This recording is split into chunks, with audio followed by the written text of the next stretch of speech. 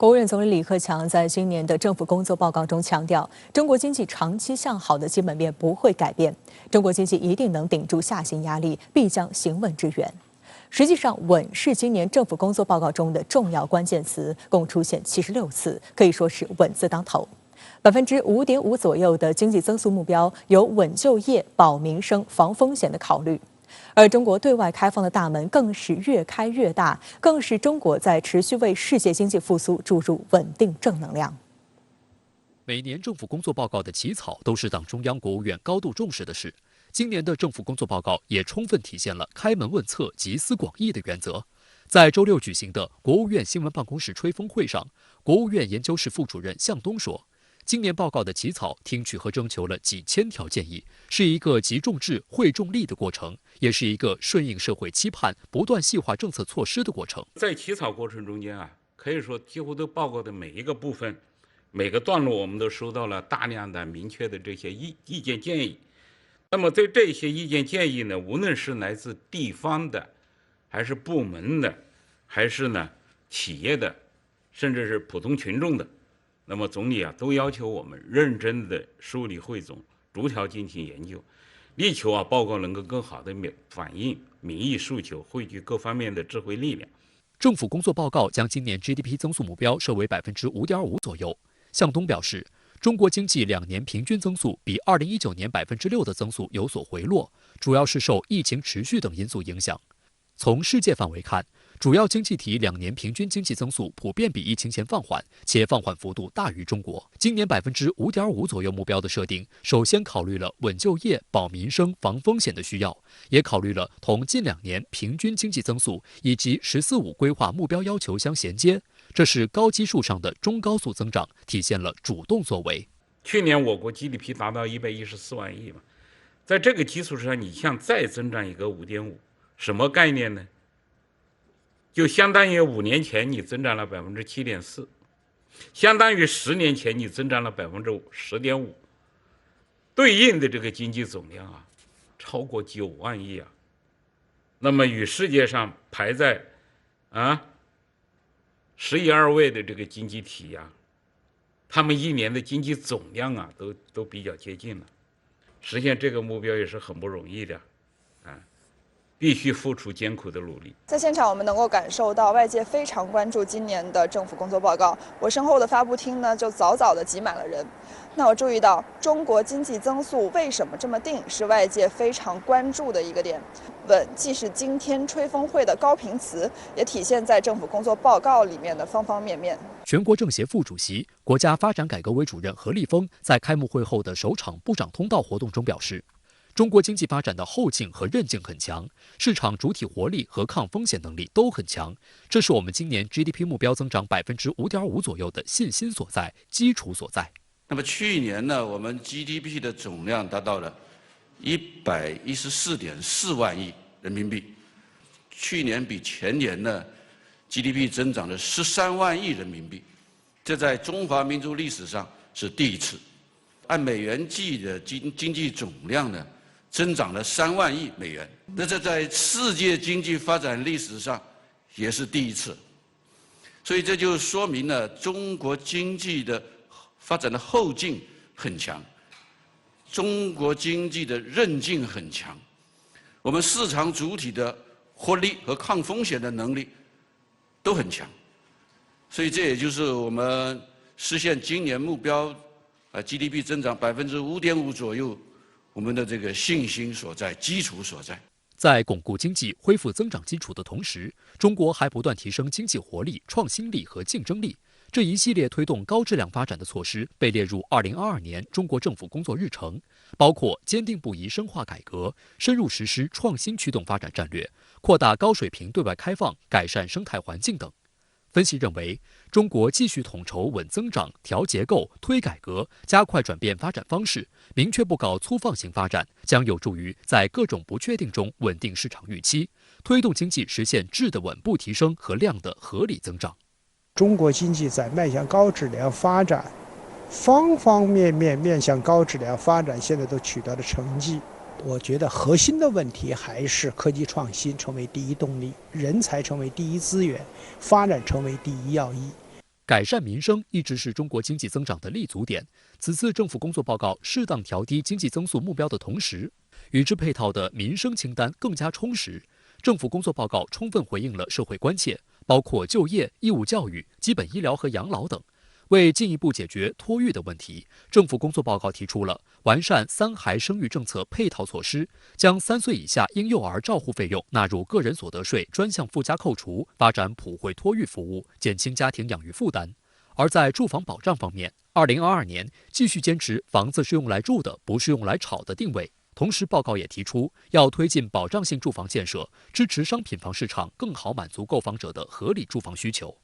对于国际形势，政府工作报告的判断是，全球疫情仍在持续，世界经济复苏动力不足，大宗商品价格高位波动，外部环境更趋复杂、严峻和不确定。在此背景下，中国还是坚定向世界释放扩大高水平对外开放的清晰信号。政府工作报告提出，扩大高水平对外开放，推动外贸外资平稳发展，充分利用2个市场2种资源，不断拓展对外经贸合作，以高水平开放促进深层次改革，推动高质量发展。观察认为，在全球经济复苏脆弱曲折、通胀、债务、能源、供应链危机相互交织的复杂形势下，开放的中国大市场将提供更多机遇。今年呢，我自己估计外贸进出口的外贸形势仍然可能保持10%左右的增长。中国今年实际使用外资仍然会保持延续去年的增长态势。尤其今年美国的主题词是反通胀，中国的主题词是稳增长，因此出现了全球投资人看好中国经济，也就是资本不但不外流，而且资本是净流入，人民币今年有了避险的功能，无论是世界还是中国，还是看好中国经济的表现。好，现在马上来连线特约评论员张思南。张先生你好。国务院总理李克强在2022政府工作报告中将今年中国的经济增长目标定在5.5%左右，对此您作何解读？主持人好，在去年的政府工作报告中，经济增长目标的预期是6%，今年调整至5.5%。这0.5个百分点反映的正是今天的政府报告中所谈到的，今年中国发展要爬坡过坎。而在当前面临的风险挑战中，我认为需要重点关注以下3点。第一是全球供应链重组会如何作用于国际通货膨胀，尤其是能源和粮食价格上涨势必影响发展中国家的经济稳定。目前国际原油价格已经达到8年来最高水平，小麦价格则是11年来最高。第二是地缘变局之下欧洲经济发展的稳定性。我注意到近期欧元对人民币的汇率持续走低，到3月2日已经破7，相当于给欧洲的购买力打了个折。第三则是美国自身的经济状况也不乐观。自1981年以来的最高幅度的通货膨胀和美元购买力下降，再加上全球最严重的新冠疫情影响，2022年美国经济就算不陷入某种危机之中，拜登政府于2021年创造的纸面繁荣也大概率将戛然而止。以上3点风险挑战对于中国2022年的经济发展意味着，未来一段时间内，发展中国家、欧盟国家以及美国或将出现系统性的购买力下降，因此产业升级和激活内需消费市场势必将成为今年中国政府经济工作的重中之重。这就是为什么今天的政府报告要强调坚定实施扩大内需战略，推动消费持续恢复，多渠道促进居民增收，完善收入分配，提升消费能力，并举例谈及了发展新能源汽车以及绿色家电下乡等具体措施。当然，对内需消费市场的重视不意味着对于国际市场的放弃。中国经济的可持续发展需要内循环和外循环2条腿走路，内外同样重要，不可偏废。中国一路走来，积极推进经济全球化，与全球市场积极对接，除了要迎接国际市场存在一系列风险挑战，也是为了给国内市场存在的人口结构调整、居民整体负债等潜在的缩量因素争取解决时间。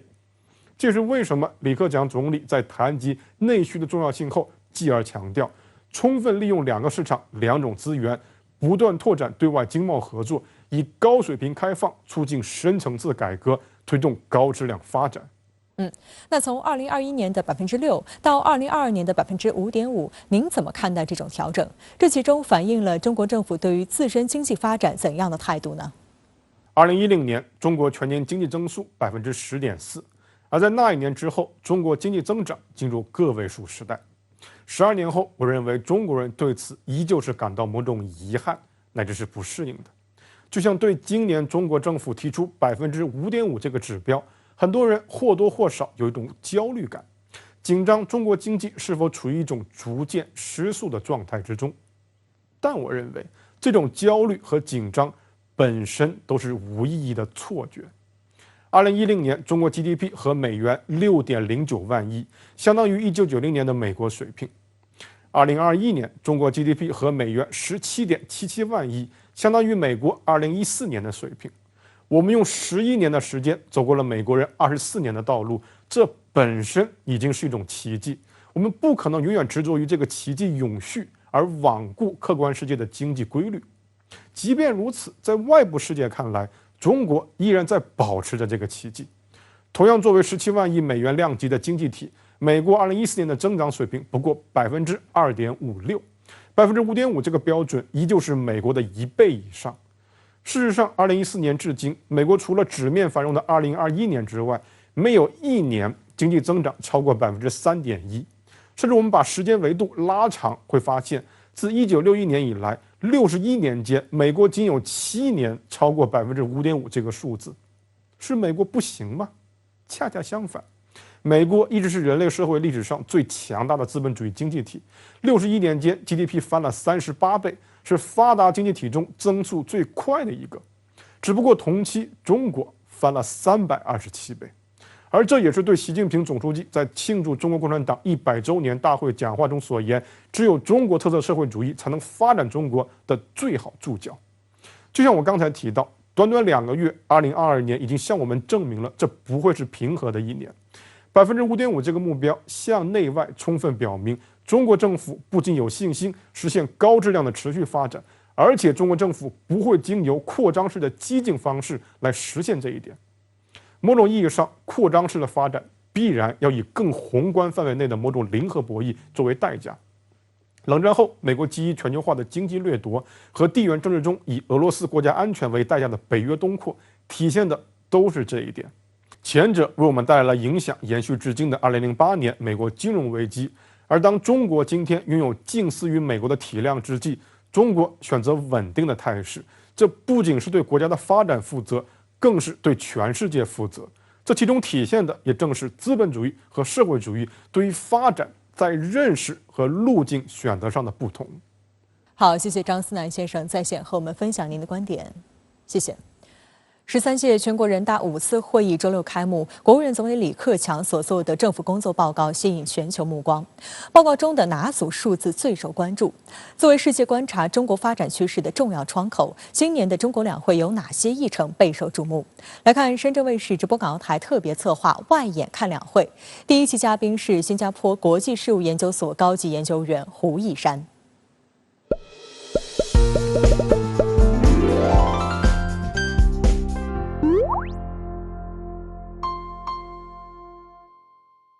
李克强在政府工作报告中提出，今年发展主要预期目标，其中国内生产总值预期增长5.5%左右，引发海外媒体高度关注。新加坡联合早报的报道中说，5.5%的目标处于市场早前预期的上限，凸显中国官方在中共20大召开前稳定经济的雄心。彭博社关注中国将如何实现这一目标，并援引分析人士话称，为实现目标需要更积极的政策支持，其中基础设施方面的投资将成为最重要、最可靠的驱动因素。路透社的分析也指，一季度基建投资有望实现高个位数增长，在全年稳增长中发挥重要作用。在接受深圳卫视专访时，新加坡国际事务研究所高级研究员胡一山指出，正确看待中国经济预期增长目标，应该放在新冠肺炎疫情仍然处于全球大流行的背景下。他认为，将预期增长定在5.5%是一种务实的做法。这种务实的这种经济预测呢，是一件好事吧？为什么呢？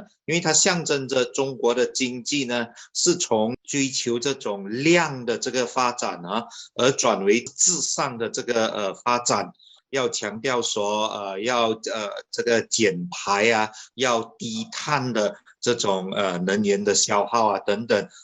并不是一味只是追求着经济的这个高速度成长。胡一山还重点关注政府工作报告中有关稳外贸方面的内容。他形容中国2021年货物进出口总额实现21.4%的增长，令人鼓舞。胡一山表示，东南亚各国与中国都有着非常紧密的经贸往来。自2009年起，中国连续13年保持东盟第一大贸易伙伴，而东盟也已经连续2年成为中国第一大贸易伙伴。特别是自今年1月1号区域全面经济伙伴关系协定 RCEP 生效实施后，区域经济一体化进程加快。未来，他也将继续观察中国与东盟如何继续提升贸易和投资自由化便利化水平。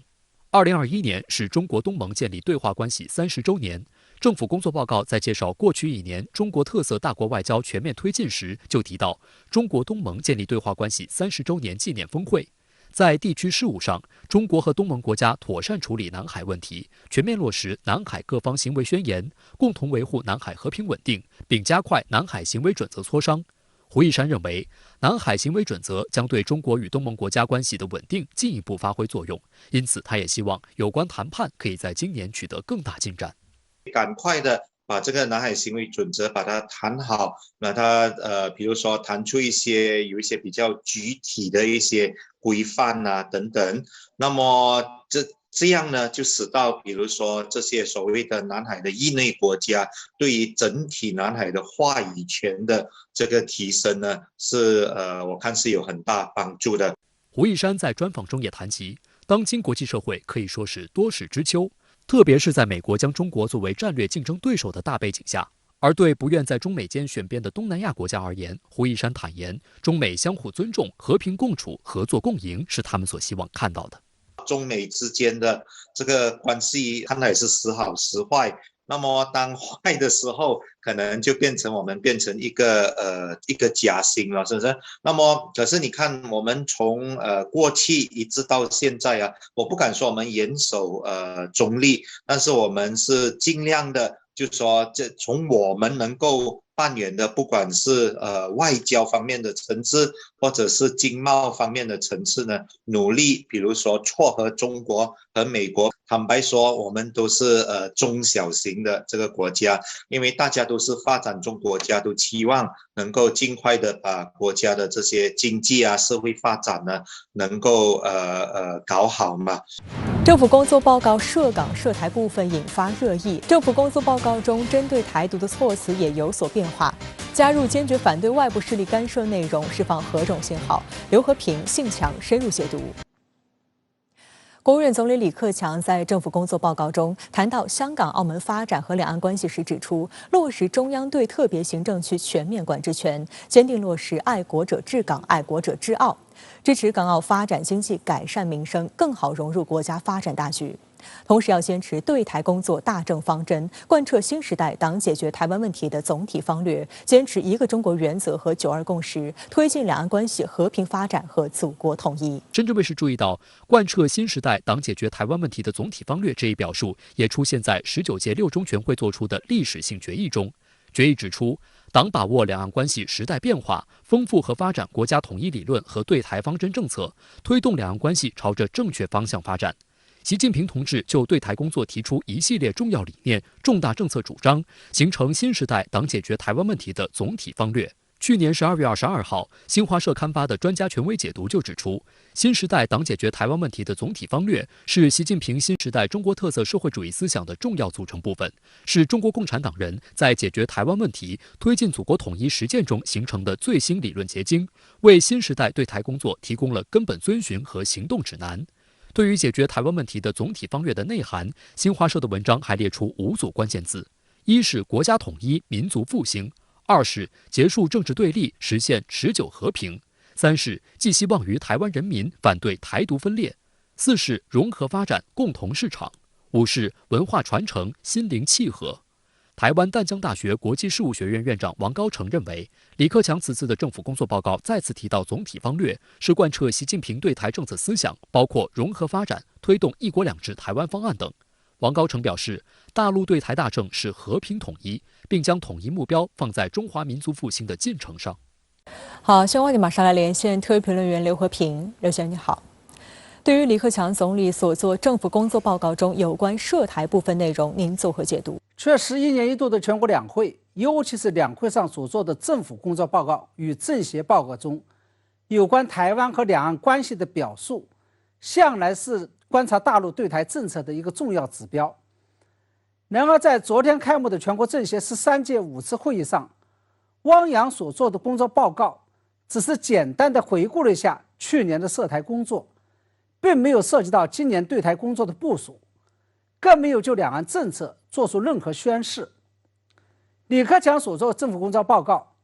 也只是简单的重申了外界都能耳熟能详的，包括坚持9二共识和反对台独2项对台工作方针，而且讲话的用词相当平实，语调相当平缓。原先导入舆论预期的出台涉台新法律，包括修改反分裂国家法，这是只字未提。这些似乎都预示着两岸问题与涉台工作并不是今年全国两会的焦点，也不是今年全年中央政府工作的重心。今年中央政府工作的重心将会继续放在维持经济增长与社会稳定发展上，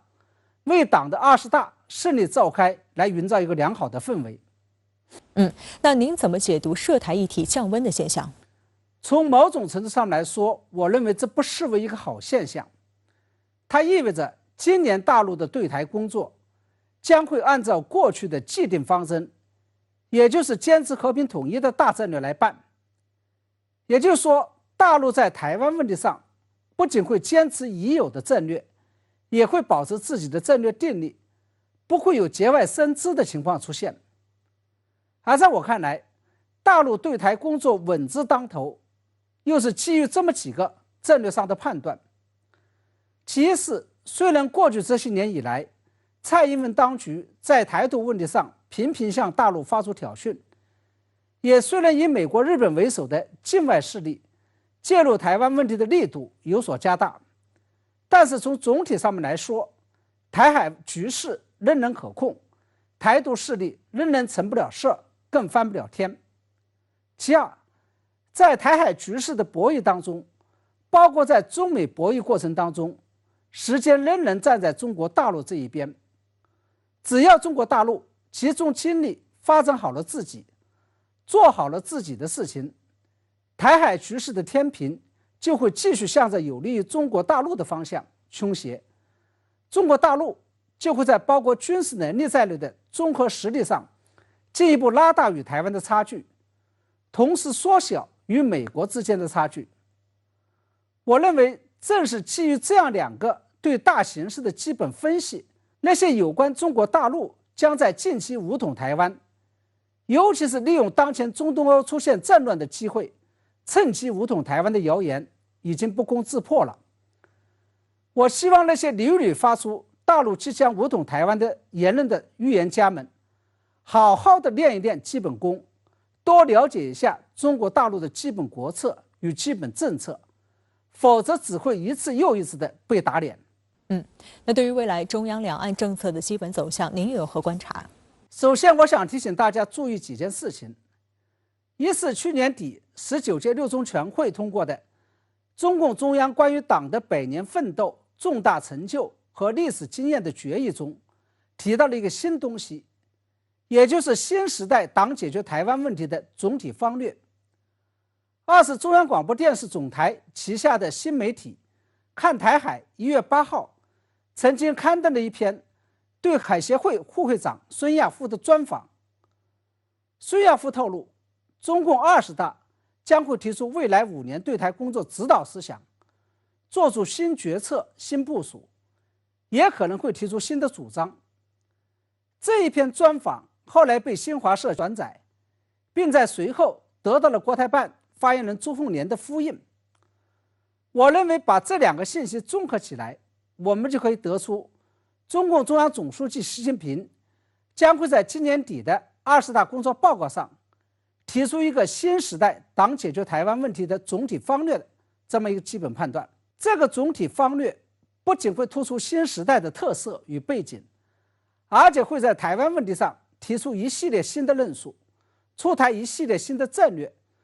并成为未来5年甚至更长时间里中共对台工作的指导方针。好，谢谢刘和平先生在线和我们分享您的观点，谢谢。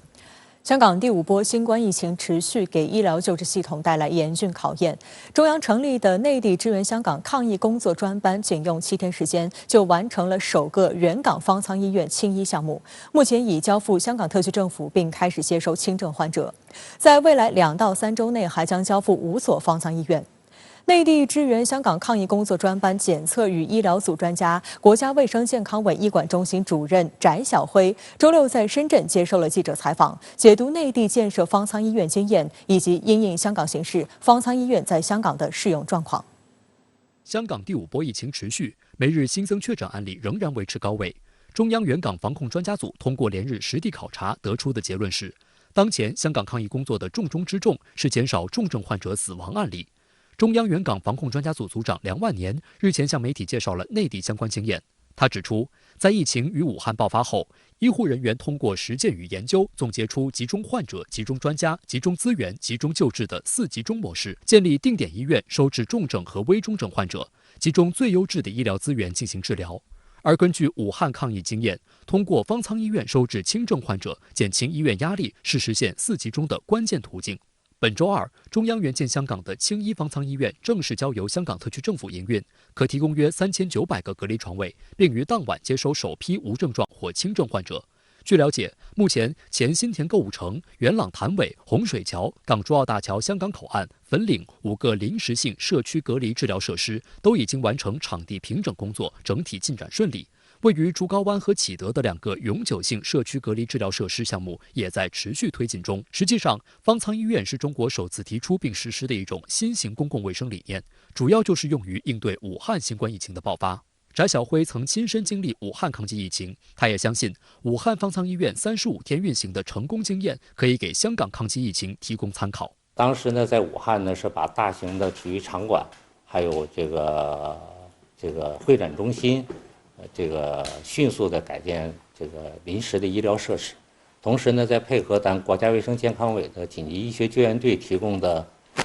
移动的检测检验，还有这个移动的 CT。翟晓辉还特别提到，方舱医院主要满足的是阻断疫情传播链，并且高效分配医疗资源的功能，所以建设上具有成本低的特点，是希望在最快速的时间内，最大程度地为抗击疫情提供帮助。这从青衣方舱医院仅用了短短7天的时间就建成完工就可以看出来。然而，近期却有少数香港媒体无端炒作方舱医院设施简陋的话题，令人匪夷所思。据翟晓辉介绍，实际上8家内地援建的方舱医院和永久性社区隔离治疗设施是按照港方的要求加以改进，都是单间的隔离病房，更大程度地保护了患者的隐私。我觉得在疫情当前啊，我们同心抗疫。这个不单纯是政府的责任，同时我们每个公民、每个市民也都要承担这种传染病控制的这个防治的责任。欢迎回来。香港第5波疫情来势汹汹，牵动着社会各界的心。周5，香港全港社区抗疫连线、湾区安全应急产业创新联盟共同发起了同舟共济、一起撑下去活动，并发布了倡议书，呼吁社会各界同心抗疫，帮助香港基层困难群体度过疫情难关。有关企业更是连夜筹集包装物资。周6，首批由抗疫物资组成的爱心礼包从深圳出发，最快周6晚间可送到香港市民手中。周6中午12点，在深圳国际华南物流园，一辆由厦门出发的货柜车刚刚抵达。这辆车里装载着运送至香港的爱心礼包，里面的医疗物资由港商黄雪怡的公司所生产，并于凌晨2点装车运输，连夜赶往深圳。车辆一到达，黄雪怡就开始抓紧进行检查和点算工作。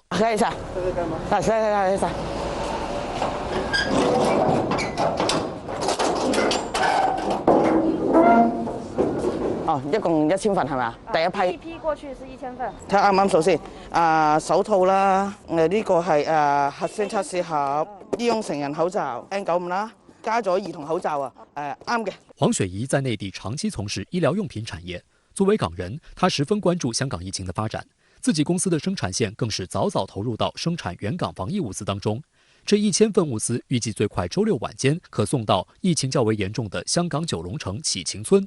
黄雪怡介绍，一盒爱心礼包里的防疫物资预计能让一个家庭使用2到3周左右。除了帮助香港基层群众外，他们也为派送物资的义工们准备了防疫物资。黄雪怡说，希望通过首批物资发放，能为他们积累相关派送經驗，打通所有環節，讓後續的物資快速送到有需要的人士手中。先落1000箱，因為總共係2萬嘅，因為怕喺香港會有堵塞啊，先安排好義工隊，我哋會逐家逐戶去排，擺喺門口，咁我哋就減少感染啦。咁另外我哋都準備咗義工所有嘅物資，等義工都有安全去做呢一件事。據悉，2萬個愛心禮包預計最快在10天左右全部運送到港，完成派發。黃雪怡表示，作為港人，他對疫情深有感觸，也希望為香港貢獻自己的一份力量。後續他也會密切關注香港物資的情況，跟進補給。我就好希望可以快啲結束，但係 touch wood， 如果仲有需要用到我哋嘅地方，我哋一定會繼續做嘅。呢個義不容辭，因為疫情大家都唔想，但係疫情無情人間有愛，係需要做嘅。作為活動發起方之一，灣區安全應急產業創新聯盟負責人告訴記者，活動發起不到1小時，已有內地及香港15家社團組織宣布加入活動，10家企業積極捐贈防疫物資。除了公立醫療，還包括北京酷爾科技有限公司宣布捐贈檢測試劑盒1000萬個。騰訊從旗下騰訊基金會支持香港抗疫的5000萬元港幣捐款中調出1000萬元，為香港同胞，特別是經濟困難同胞籌集愛心禮包。目前，企業捐贈物資價值已超過1.5億元人民幣，援港募捐範圍還在不斷擴大中。深圳這邊也是有很多企業紛紛報名相關愛心企業那麼伸出了援助之手。那當然了，現在陸續報名還有很多，也是超出了我們的意外。我們也是每天幾乎在24小時運轉中，把這愛心繼續傳遞下去。據了解，除醫療物資外，下一批駐港物資中還將增加食品在內的生活物資。灣區安全應急產業創新聯盟方表示，他們會繼續根據香港基層的現狀及所需，調整清單，籌集和發放物資。疫情不止，我們這個活動都會持續下去。香港和內地是一家人嘛，我們要盡好一家人的責任，與香港一起同舟共濟，一起撐下去。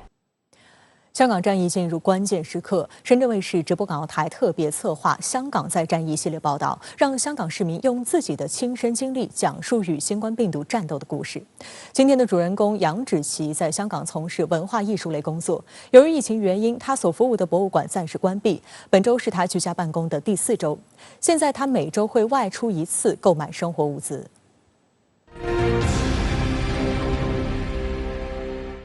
咁我依家就準備出去買嘢啦。其實今個禮拜都係基本係1個禮拜先出去1次，咁就會出門口咧去買今個禮拜嘅食物啦。最主要就係蔬菜。近日，香港疫情持續嚴峻，香港特區政府上月底宣布延長社交距離限制措施至4月20號，很多文化場所繼續關閉。楊芷琪坦言，疫情對他所在的行業帶來的衝擊還是比較大的，比如通常在3月舉行的巴塞爾展就無法如期舉辦。好多展覽都要因為咁樣去延期啦，咁同埋受到一啲限聚令嘅影響咧，好多workshop program 都係進行唔到嘅。目前楊芷琪和他的同事只能居家辦公，每週1次外出採買是他難得的運動時間。依家係沙田運動場啦，因為運動場都封咗，咁佢封嘅方式都好搞笑，佢封住個籃。依家我哋嚟到超市啦，咁可能為咗方便大家買米，一入口就堆咗一紮米喺度。呢度都係一樣啦，為咗大家方便咧，就堆埋啲廁紙出嚟啦。要買啲最襟擺嘅嘢，比如薯仔同埋番茄。外出回家後，楊芷琪會第一時間洗手和消毒。咁嚟緊呢，我就會同大家介紹下2樣我喺疫情期間準備嘅好重要嘅物資啦。咁第一樣呢，就係呢個快速檢測。咁其實我自己身邊呢，陸陸續續都有4-5個朋友啦、同事啦，佢哋好唔好彩咁樣呢，就有感染咗呢個 Omicron 嘅。咁其實都係通過呢個快速測試嘅結果呢，知道呢。咁另一樣呢，就係必理痛啦 Panadol。咁其實我都會準備定呢，就係喺看門口嘅藥啦，咁即係以防自己一旦係中咗啊，或者有啲唔舒服啊，都可以減輕下頭痛啊，或者係一啲發燒等等嘅一啲病徵咁樣咯。咁所以嚟緊咧全民檢測就係3月份啦，咁希望會有檢測啦，會有好嘅安排啦咁樣。希望大家喺呢個疫情嘅期間咧，都可以喺心態上咧就 stay positive， 咁檢測嘅結果咧就可以 stay negative。